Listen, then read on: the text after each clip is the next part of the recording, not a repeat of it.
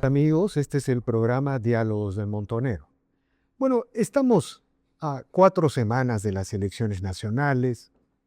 Siempre solemos mencionar a todas las turbulencias políticas, económicas que, que aquejan al Perú, que atraviesan el Perú. Y en muchas ocasiones hay poco espacio para la reflexión de mediano y largo plazo. Y como ustedes saben, reflexionar sobre el mediano y largo plazo en un país también requiere reflexionar sobre el pasado, reciente, el pasado más largo. Se necesita esa dialéctica para pensar un país. Mirar las cosas hacia atrás, evaluar el presente y sobre esa base imaginar el futuro. Y bueno, lo que sucede es que el señor Luis Bustamante Belaúnde, ex rector de la UPC, de esta famosa universidad privada, rector emérito de la UPC, ha publicado este libro que se llama Persiguiendo la Libertad, en el que se resumen los principales artículos de opinión, los principales trabajos que él ha publicado en los últimos años. Es un testimonio muy importante sobre un personaje de la vida académica, la mirada que ha observado el país en los últimos tiempos, y sobre esa base también podemos conversar sobre cómo podemos imaginar un país. Necesitamos este tipo de reflexión, este tipo de libros, porque la coyuntura política y la campaña electoral de alguna manera se ha focalizado en la denuncia y en la excomunión, en el ataque y la defensa. Y cuando esta lógica se impone, no hay espacios para conversar sobre los grandes problemas del país. Por ejemplo, viene esta ruptura del tubo de gas y lo que hay es acusaciones y denuncias, pero nadie se atreve a formular líneas generales sobre cómo construir un plan maestro de energía que le permita al Perú alguna vez pensar en una soberanía energética. Ese tipo de cosas no hay en el Perú. No hay en la economía, no hay en el Congreso, no hay en los partidos políticos, no hay en la reflexión sobre la libertad. Y este libro, Persiguiendo la Libertad, de Luis Bustamante Belaúnde, nos da una pista, nos da una hoja de ruta para pensar. Y bueno, en ese sentido, el día de hoy hemos convocado al señor Luis Bustamante Belaúnde y él ha tenido la gentileza de aceptar esta conversación. Buenas tardes, señor Belaúnde, gracias por el diálogo. Buenas tardes, Vitano. Es un gusto estar con ustedes. Bueno, el gusto es nuestro. Este libro, señor Bustamante Belaúnde, que resume artículos tan importantes en tan diversos medios de diferentes etapas en los últimos años, ¿qué significa? ¿Por qué publicarlo en este momento, a pocas semanas del proceso electoral? Porque acaba de ser publicado. Acaba de ser publicado. ¿Sí? Bueno, en realidad, como ha tenido usted la oportunidad de explicar, esta es una colección de documentos escritos a lo largo de 3 décadas, que no es poco en el Perú, y que han ido siguiendo mi vida, que a su vez ha sido una persecución permanente de la libertad. ¿Qué me propuse hacer cuando preparé este libro? Me propuse básicamente dejar para quienes quieran leerlo y para quienes tengan acceso en el futuro a él, un itinerario personal y una historia que se ha querido fijar a partir de la existencia de una obsesión personal por la libertad. Yo tuve una experiencia previa de carácter político que terminó en el año 1993. Con el FREEMO. Con el Movimiento Libertad, que formaba parte del FREEMO. Exacto. El partido, el Movimiento Libertad, se disolvió en 1993. Y esto fue para mí una especie de parteaguas en mi vida, donde la anterior etapa era una etapa de búsqueda y encuentro, y esta es una etapa de reflexión y pensamiento. Obviamente no se explica la reflexión sin una acción previa, y las acciones previas que después no se reflexionan se pierden. Entonces yo he tratado de hacer un libro que recoja dos grandes experiencias de mi vida personal. Por una parte, mi experiencia pública política, que hemos llamado Sociedad y Estado, donde a partir de la visión de la sociedad y de las carencias del Estado, se ve con pesadumbre ese desenganche permanente entre las expectativas de una sociedad y su constante frustración por la incompetencia, insolvencia y falta de instrumentos del Estado. De otra parte, una segunda vertiente del libro se refiere a mi experiencia en el campo universitario, donde yo me he desenvuelto en dos etapas. Primero en la Universidad del Pacífico y luego, ya en la etapa en que he escrito este libro, en la Universidad Peruana de Ciencias Aplicadas, donde estuve prácticamente de sus orígenes. Yo entré a ella en el año 95, al año siguiente de que fuera fundada, y permanecí en ella hasta el año 2010. Entonces, Sí, quiere culminar en... no, básicamente, en esta etapa de universidad y educación,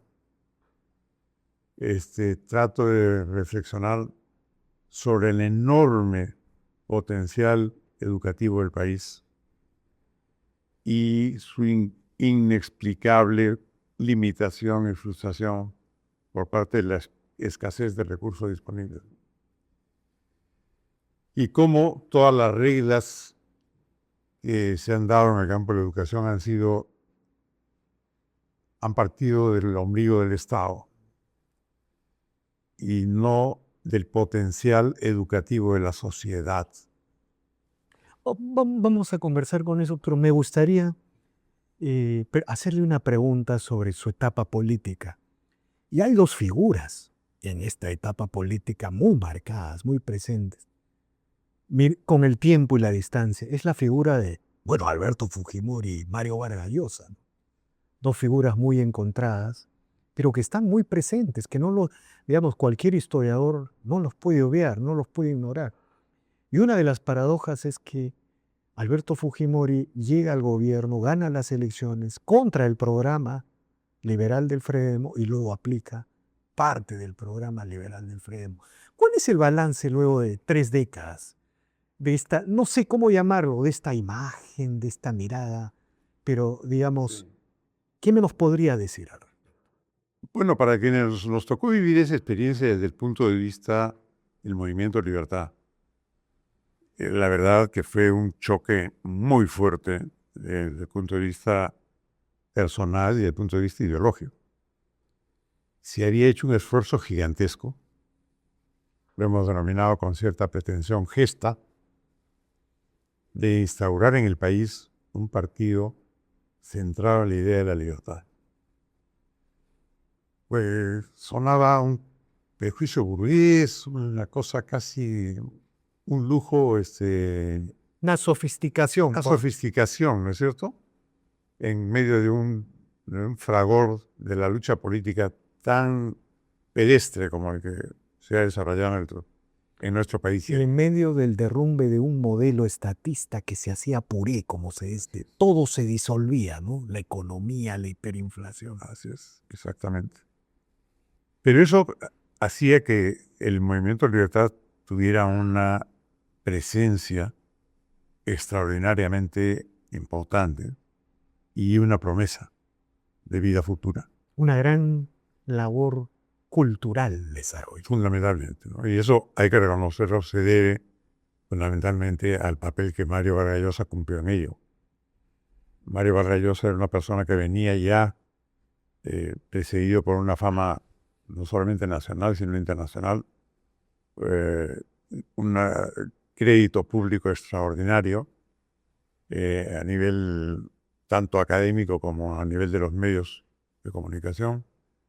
Era una persona, un exponente de la cultura occidental, de primer nivel en el mundo. Entonces, el hecho de que él encabezara un movimiento centrado en la libertad en el Perú llamó la atención desde el principio, ¿no? Y se hizo un trabajo muy serio y muy responsable de elaboración de un plan de gobierno, donde yo particularmente me ocupo un papel importante.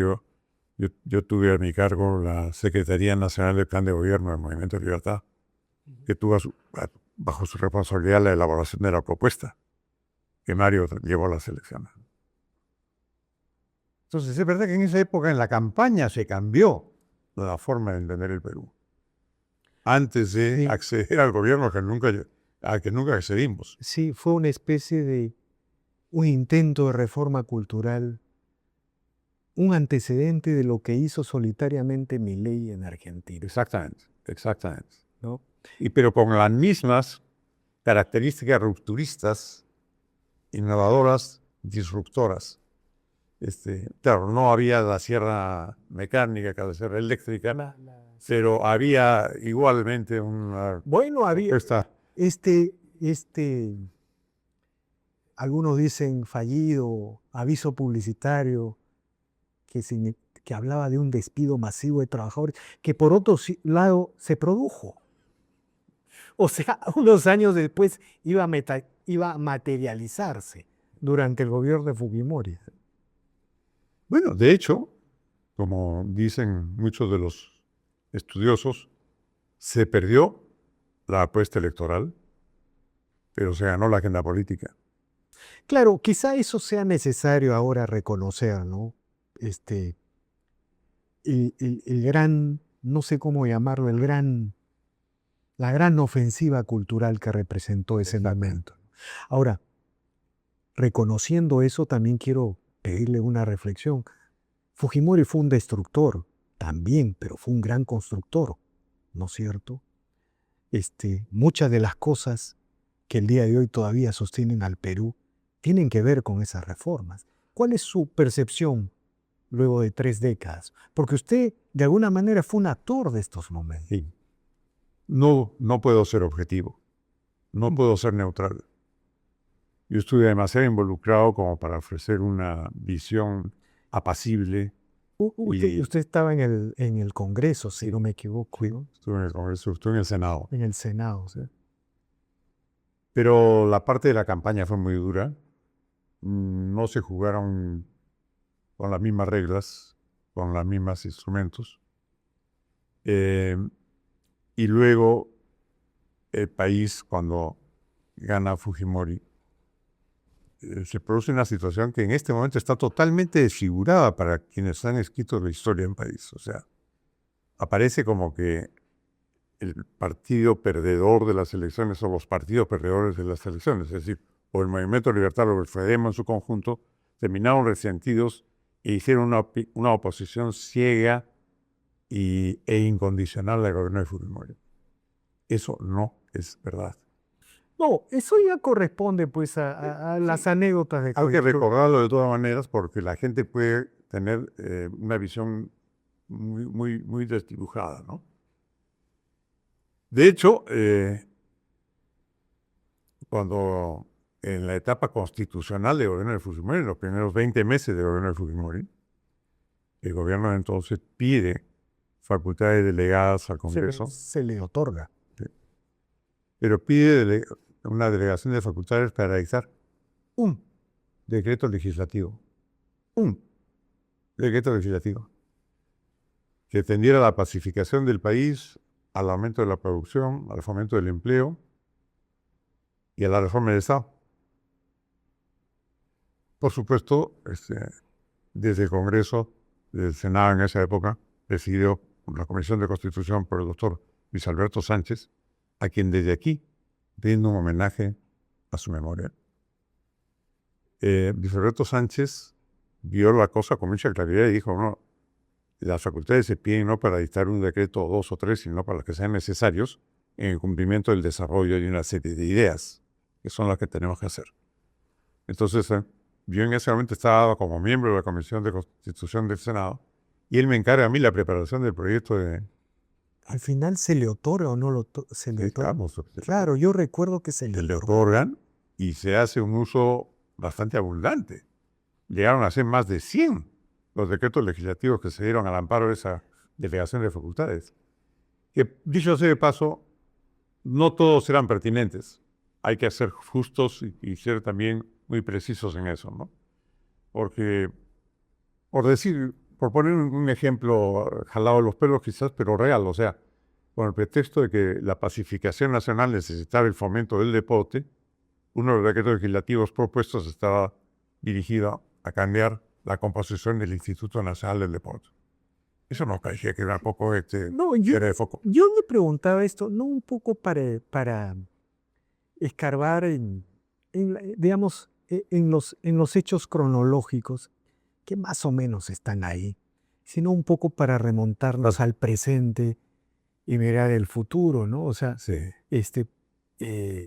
finalmente, pues un país va reconstruyendo sus historias, sus narrativas.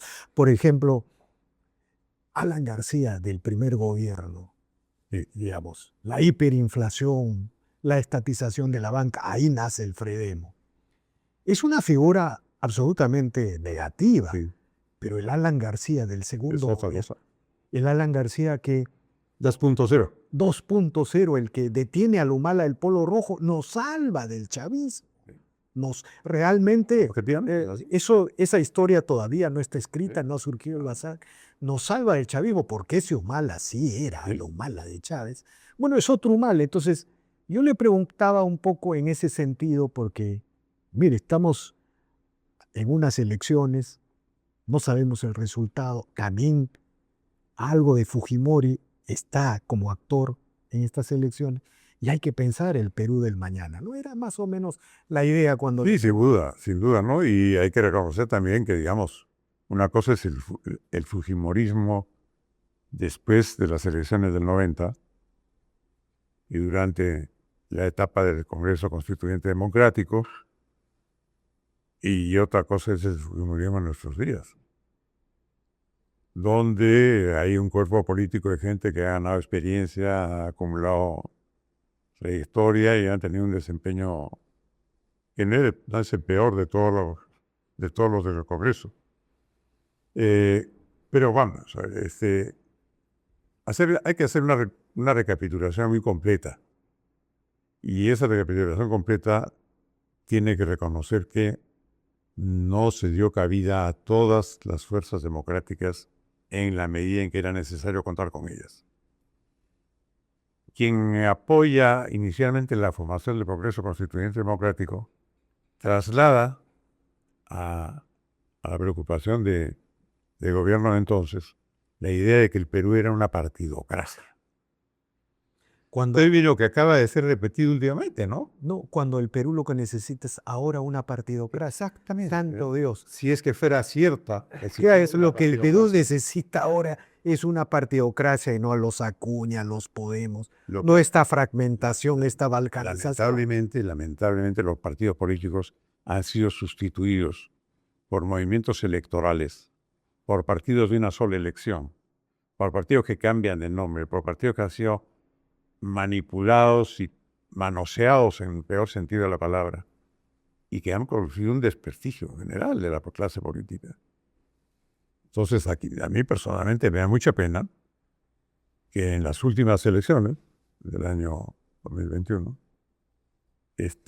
quedaron fuera del juego político partidos que han tenido una vigencia histórica importante en la etapa contemporánea del país, como son el APRA o el Partido Popular Cristiano o la propia Acción Popular.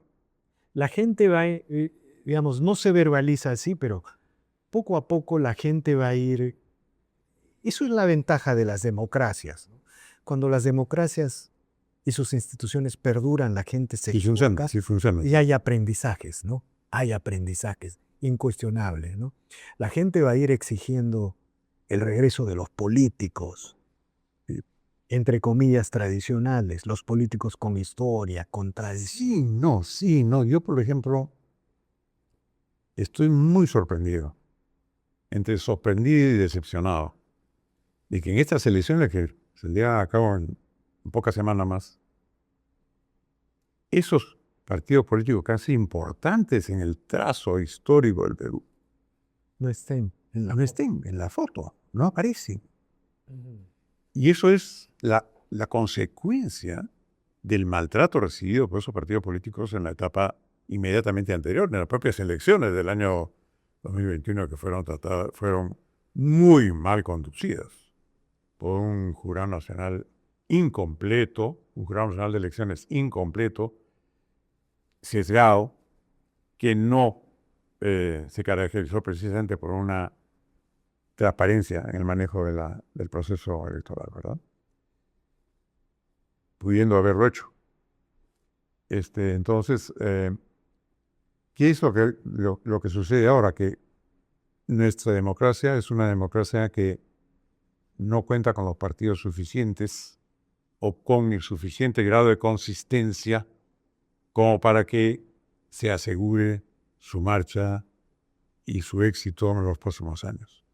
Ahora, déjeme preguntarle sobre el título Del libro, Persiguiendo la Libertad. Si yo le preguntara, ¿cuál es su balance? ¿Cuál es su idea de la libertad en el Perú en estas 3 décadas, ¿no? Hay que recordar, digamos, le voy a plantear una tesis positiva, ¿no? Aquí, en el Perú, la izquierda comunista, colectivista, ha llegado al poder, pero ya no está en el poder y la democracia continúa, ¿no es cierto? Ese es un buen dato de la realidad que alienta el optimismo. En ese contexto yo le pregunto, ¿cómo está la salud de la libertad desde el punto de vista liberal? De este punto de vista que siempre usted ha... Sí.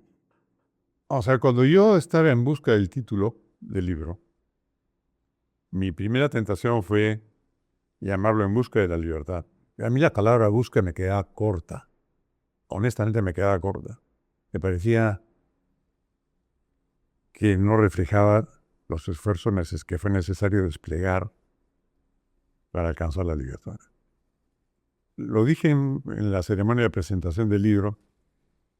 En nuestro medio la libertad es un bien esquivo, que hay que no buscarlo, hay que perseguirlo, hasta encontrarlo, agarrarlo y no soltarlo, y trabajar con él a fondo, a pesar de las imperfecciones que puede presentar toda aquella persona que se confiesa liberal y que no lo es.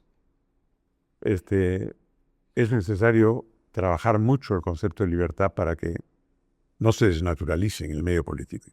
A pesar de Castillo, que es una forma en que la mayoría decide no a la libertad. Así es. Porque claro, ¿con qué se confunde la libertad? ¿En qué ve reflejados esa libertad que niegan? ¿En quién personifican la libertad que discuten? Entonces hay primero que buscar una clara definición del concepto de libertad.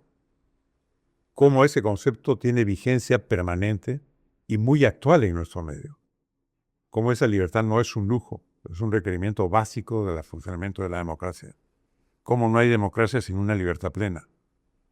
Cómo la libertad no solamente sirve para inspirar, iluminar el funcionamiento de la democracia, sino sirve también para iluminar y permitir el crecimiento de la economía.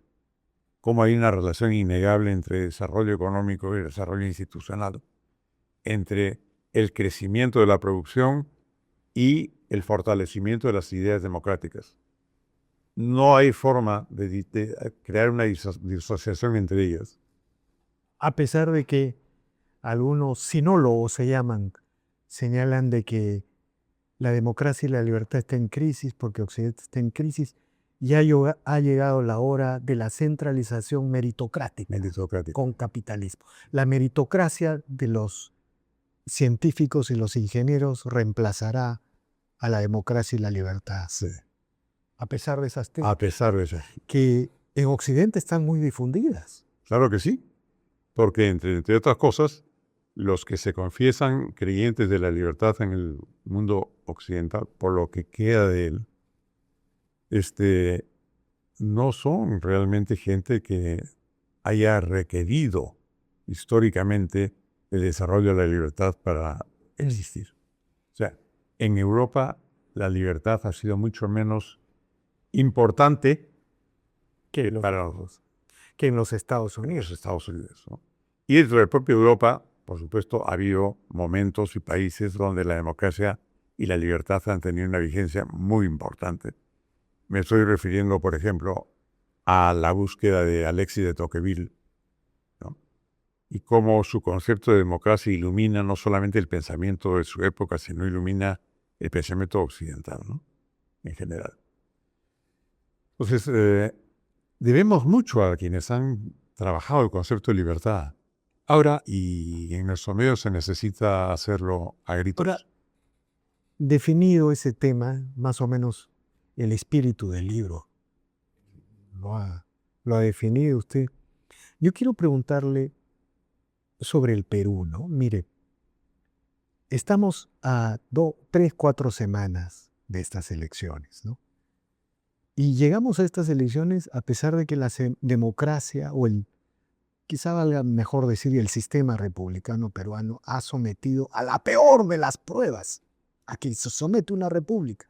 Ha elegido al peor candidato, al menos preparado y al que anunciaba todos los despropósitos que cometió. Pedro Castillo, es verdad, o sea, cuando una democracia comete ese error, a Alemania le costó décadas, ¿no? A Japón décadas, a Venezuela décadas. Nosotros como que nos está saliendo demasiado barato, ¿no? Porque la institucionalidad está ahí, el modelo económico está medio desarmado, pero sus columnas están ahí. Entonces, algo así como que tenemos que elegir bien el 2026 y el Perú como que se empieza a relanzar, ¿no? Entonces yo le quiero preguntar sobre las posibilidades del Perú en este escenario, sobre esa posibilidad de grandeza del Perú, que alguna vez lo tuvo. El Perú una vez fue un gigante del mundo en la época virreinal, ¿no? Salvando las distancias históricas. ¿Cuál es su percepción de ese futuro nacional?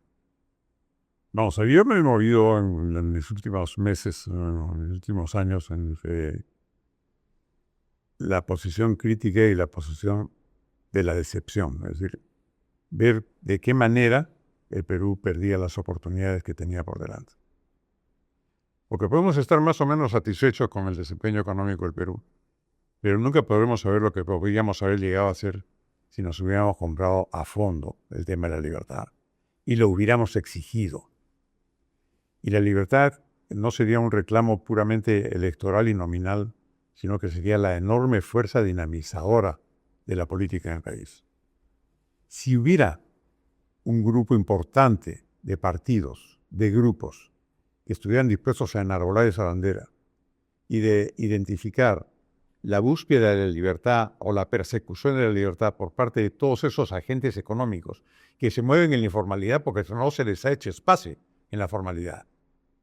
Que a pesar de todos los esfuerzos, ellos siguen adelante a pesar de las frustraciones. Entonces, es una pena que el Perú no vaya más rápido y no vaya más a fondo. Algunos dicen que si el Perú hubiera seguido por la ruta de la primera década del nuevo milenio, se acuerda que crecíamos 6%, con un mal empieza a cambiar. Si hubiéramos seguido esa ruta, el año 2021, el Perú hubiese tenido un ingreso per cápita cercano al de un país desarrollado. Sin duda. Pero llegamos con Castillo, con Pedro Castillo, ¿no es cierto? Y eso tiene que ver con lo que usted señala.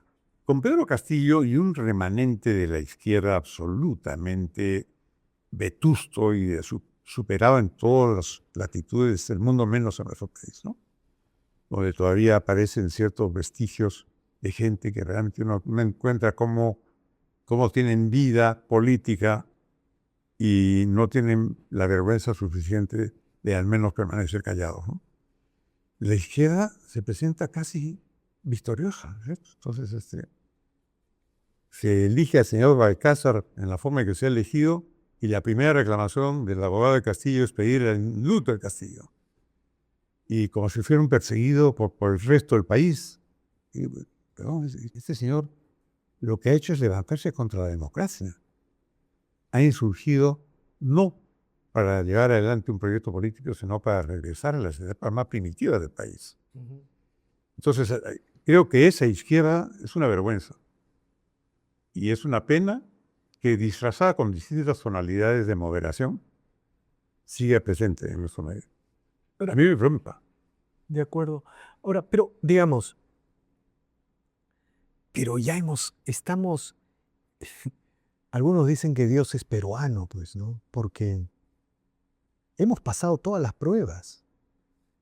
Yo particularmente tengo la impresión de que con Castillo, se suele decir, se votaron con los pies, se votó con los Sí. pies. Me parece bien difícil que el 2026, 5 años después, el Perú vuelva a votar con los pies. Se cumpliría esto de Marx que dice toda tragedia que se repite en forma de comedia. No parece posible, ¿no? Parece bien difícil. Y por eso yo, digamos, desde esta aproximación optimista quiero preguntarle, ¿alguna vez el Perú fue un grande del mundo? Durante el virreinato en un libro de Bruno Seminario, se dice que el Perú tenía un ingreso per cápita parecido al de España y 2/3 de Inglaterra. Por este quinto real, ¿no? Se explotaban las minas de Potosí, se pagaban 20% a la corona española y el 80% se quedaba aquí. Bueno, éramos grandes, teníamos un lugar en el mundo. ¿Usted cree en la grandeza del Perú en este siglo Pero XX? firmemente. Cuéntenos, En el cuéntenos, potencial inmenso de nuestro país. cuéntenos cómo el Perú, yo creo que está llamado a ser un grande.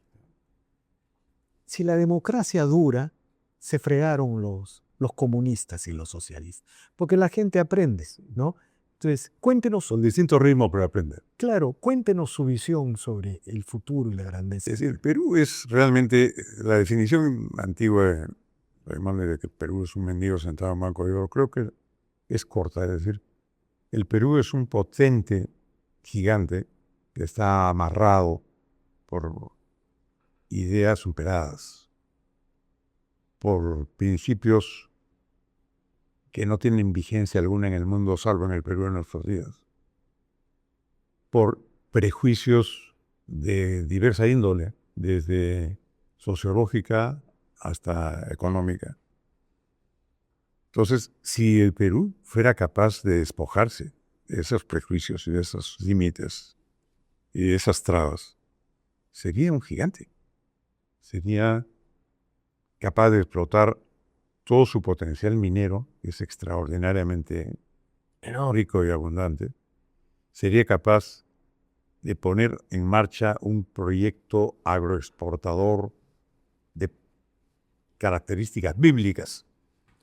Qué buena, efectivamente. Y sería capaz de explotar hasta la riqueza del turismo, que la tenemos totalmente cerrada por nosotros mismos. O sea, el Perú no sé en qué momento cobrará conciencia de lo que está dejando de hacer o haciendo mal para corregirlo. Ojalá que las elecciones sirvan para proyectar algo de luz y que se vea quiénes son aquellas fuerzas políticas retardatarias, los verdaderos reaccionarios que están impidiendo el desarrollo del país en función del cultivo de sus propios prejuicios. Entonces, el Perú podría ser un país que alcanzase su desarrollo en 10 o 15 años. Exactamente, yo siempre he creído eso, que Argentina es un país que va a abreviar, si es que las reformas de Milei triunfan. A los países del sudeste asiático les costó 4 décadas, 5 décadas alcanzar el desarrollo. Milei lo puede abreviar a la mitad. Así es. Y el Perú, El Perú igual. igual. El Perú igual. O sea, Pero nos falta más educación. nos falta educación, nos falta liderazgo, nos falta conciencia compartida y nos falta sentido de propósito. Ese sentido de propósito debe partir de la persecución de la libertad. De acuerdo. Y creo que con eso es una manera interesante, mágica, de cerrar esta interesante conversación. Sí. Señor Luis Bustamante Larraunde, muy agradecido por venir. Andrés, permíteme que le agradezca yo y que lo felicite por la tarea que está cumpliendo el Montonero. Bueno, Es extraordinaria y me alegra de haber formado parte pequeña de algunos de sus trabajos editoriales. bueno, gracias, Muchas gracias. señor Bustamante Belaunde. Seguiremos conversando más adelante sobre estos temas. Bien, amigos, esta ha sido una nueva edición de Diálogos del Montonero. No se olvide de suscribirse al canal, deje su comentario. Así este proyecto continúa, avanza y se consolida. Gracias.